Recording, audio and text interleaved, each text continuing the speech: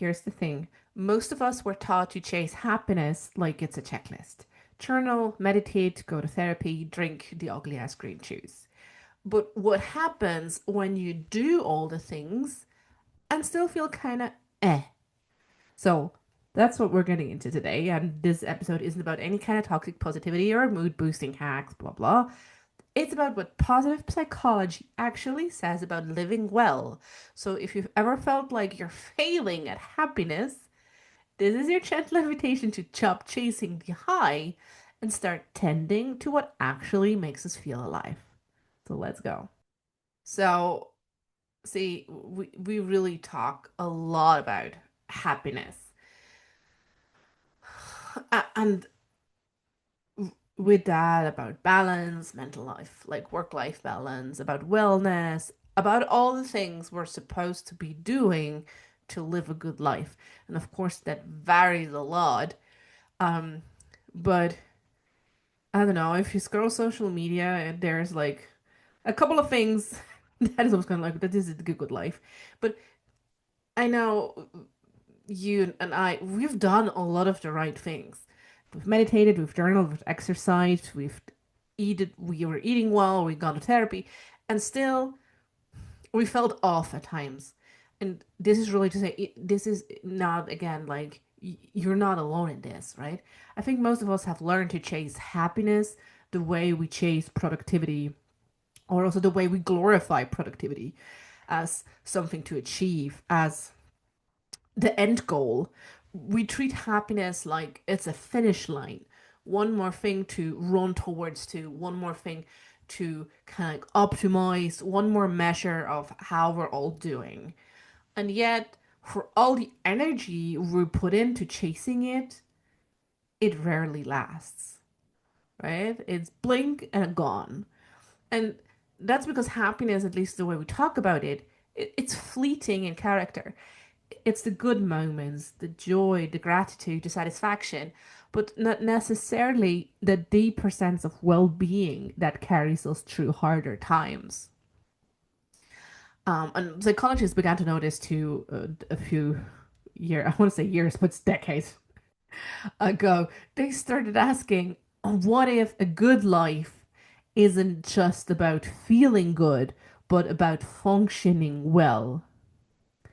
And that's how positive psychology emerged, right? Not as a study of constant happiness, but of what helps people, groups, even whole communities flourish.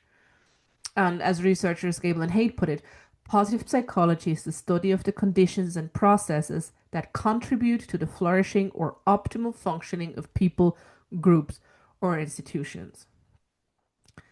Do I personally like the term functioning? I don't know. It's very coded to me, but I don't. I'm not saying that it had this meaning for them, but I do love the idea of flourishing, right? And the idea of flourishing not as an alternative to happiness, but as a fuller picture of what it means to live well, to be alive and engaged and connected, even when life isn't easy and shit hit the fan. Um, and it's really so kind of like today. I wanna do this as a like a mini coaching episode. So if you're driving now or doing other stuff, that's cool. You just want to listen to this episode and then like go back to it at a later time. If you find a quiet moment to be present with this episode, grab a pen and paper now. You will know in a second why. Um, we're gonna do, I think this is now the perfect time to do the perma to do a model that comes, or like a tool, to look at a tool that comes from positive psychology. Because it's like the end of October. We're not yet in the holiday spirit frenzy, and it feels like a good moment to kind of take stock of what is, and that's where the PERMA-H model comes in. It's kind of a map of your well-being. So psychologist Martin Seligman, who is one of the founders of positive psychology, tried to map out what it means to truly flourish. He came up with a model called PERMA. Um, the We're gonna look at PERMA-H today, and the H for health was added in later. But so they're these elements together make up well-being, with P for positive emotion, E for engagement, R for relationships, M for meaning, A for accomplishment, and H for health. It's a really helpful framework, but it also reveals kind of like um, it always also reveals something interesting about our culture and how we're currently living to see what we're highlighting in this. Um, and again, I always take these as a Polaroid of my current state of flourishing. So we're going to look at this not as a checklist, but as a helpful framework. And because let's be real, it's also a mirror for where we're putting energy into and where we're quietly tapped out. And that's really useful information for us. And of course, there's no right answer here. There's no right and wrong. It's just noticing. So get back to your piece and paper, draw a circle. Again, if you're doing other stuff, listen to the episode so you get familiar with the PERMA-H wheel and revisit it at a later time.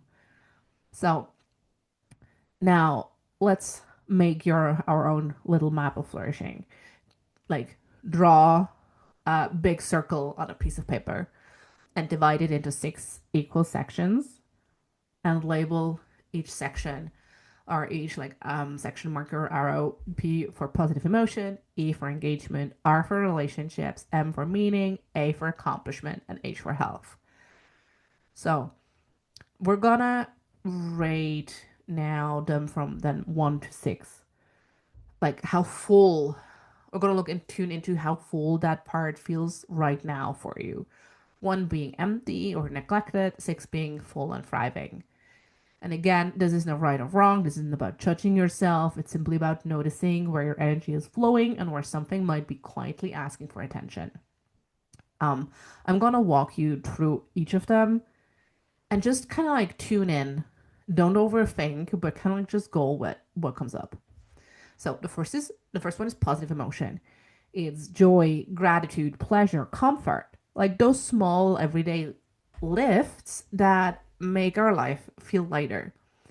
Like for me, it's a warm coffee in the morning.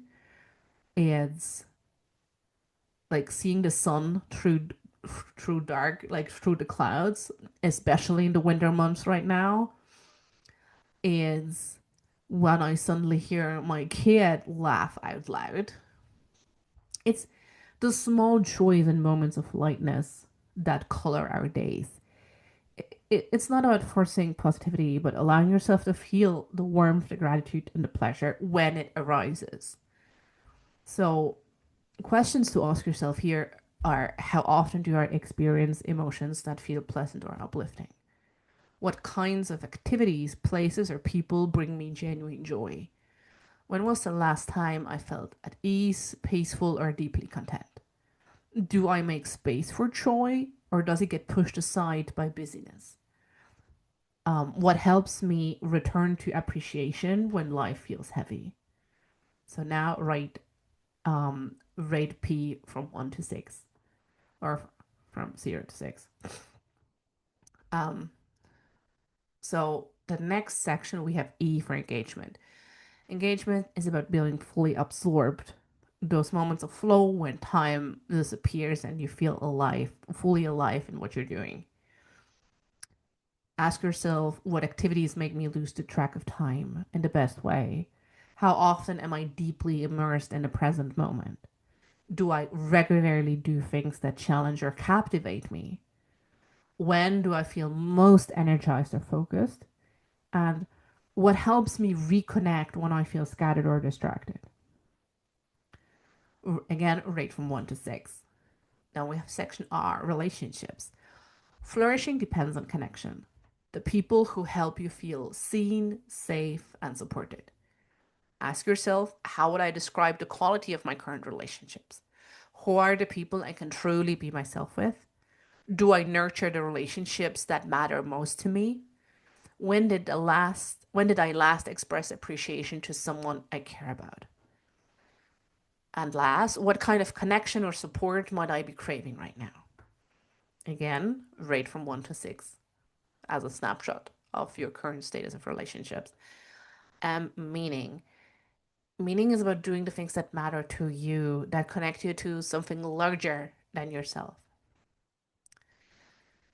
Ask yourself, to what extent do my daily activities feel worthwhile and aligned with my values? What gives my life a sense of purpose or coherence right now? Who or what helps me feel part of something bigger? 4. Do you understand why I'm doing what I'm doing, or I'm just moving through motions? 5. When I look at my life as a story, what themes keep showing up? Take a snapshot of this section and rate from 1 to 6. Then we have A, accomplishment. This is the pillar our culture is obsessed with, and still so many of us have a hard time truly celebrating it. Accomplishment, right? Achievement, mastery, success, progress. Um, Again, it's not just about how successful you are in traditional terms, but progress, mastery, pride in growth, just for its own sake. So ask yourself questions like, what am I working toward that feels meaningful to me? What am I proud of recently, even if no one else noticed? Which activities do I enjoy purely for the process and not the outcome? Do I or can I celebrate small wins? Or do I feel like I have to wait until I've earned it? Or lastly, what would it mean to succeed in a way that feels peaceful, not pressured?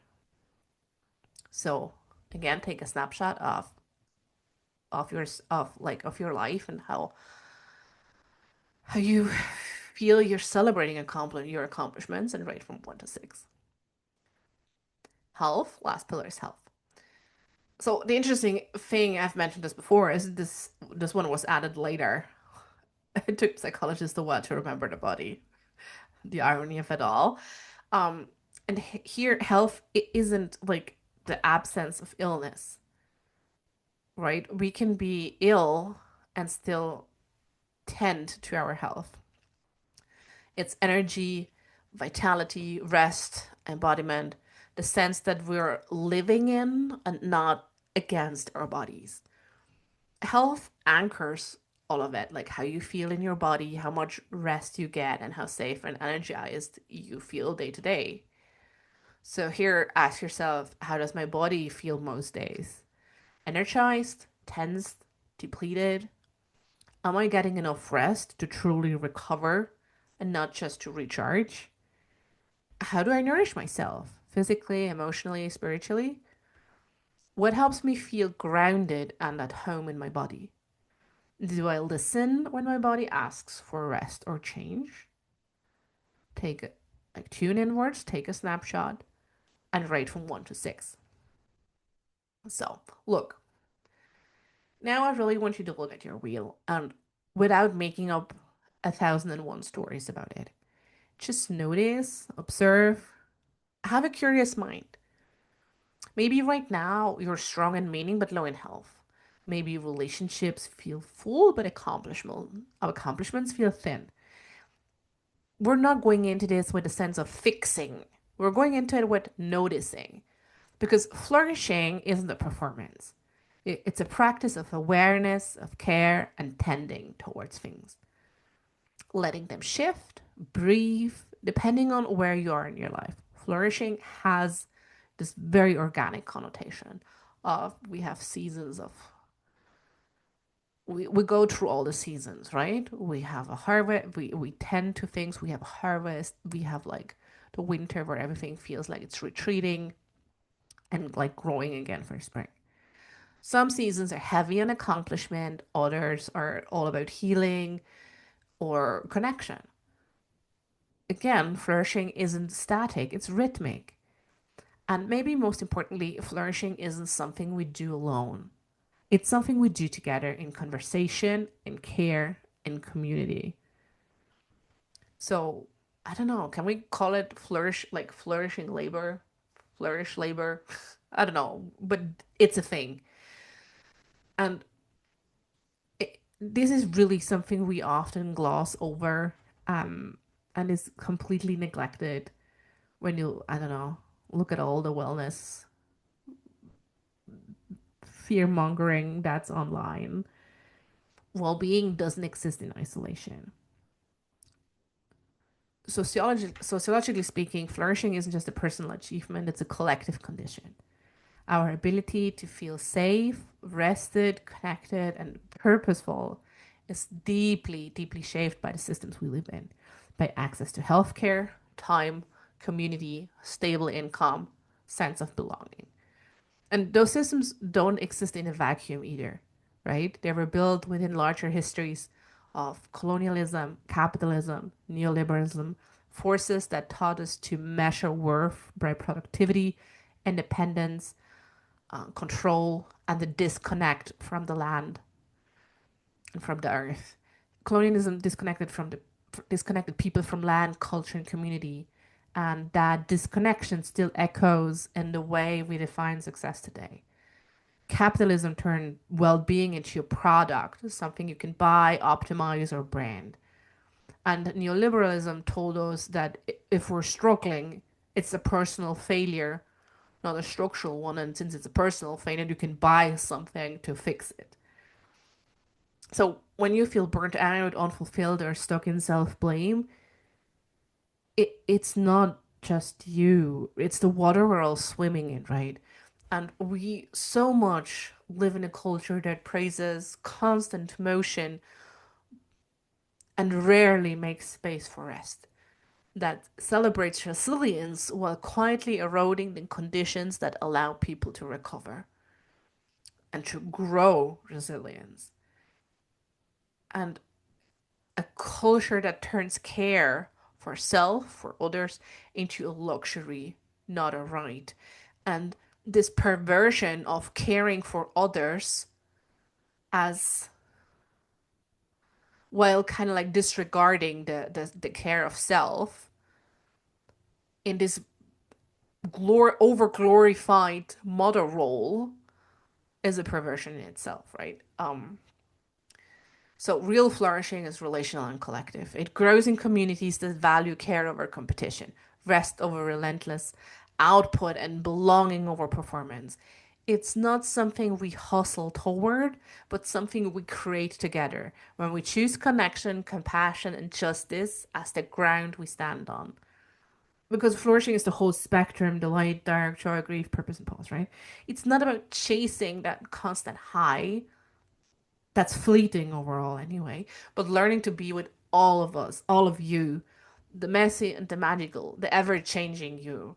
And sometimes the most powerful shift starts right here, not in actually doing more, but in listening more deeply, in taking a Polaroid, a snapshot of your current well being, in tuning out noise long enough to hear the quiet truth that already lives in your body. It if your mind has been working overtime trying to figure it all out, maybe this is your cue to pause, to stop thinking and start feeling what's really here. And that's also exactly what I do in my one-on-one private work with my color reading and integration sessions, where we kind of like gently blend aurosoma color energy, and guided meditation to kind of like help you drop back into the wisdom beyond the words and reconnect with your inner voice. So if that speaks to you, please reach out, check the link in bio. I'm happy to talk you through what happens in a session. If if you're like, this is not the moment for me, that's fine. Again, pause. Don't just turn off this podcast and rush to do the next thing on your list. Pause, breathe, and I see you all next week. Thank you for walking the scenic route with me.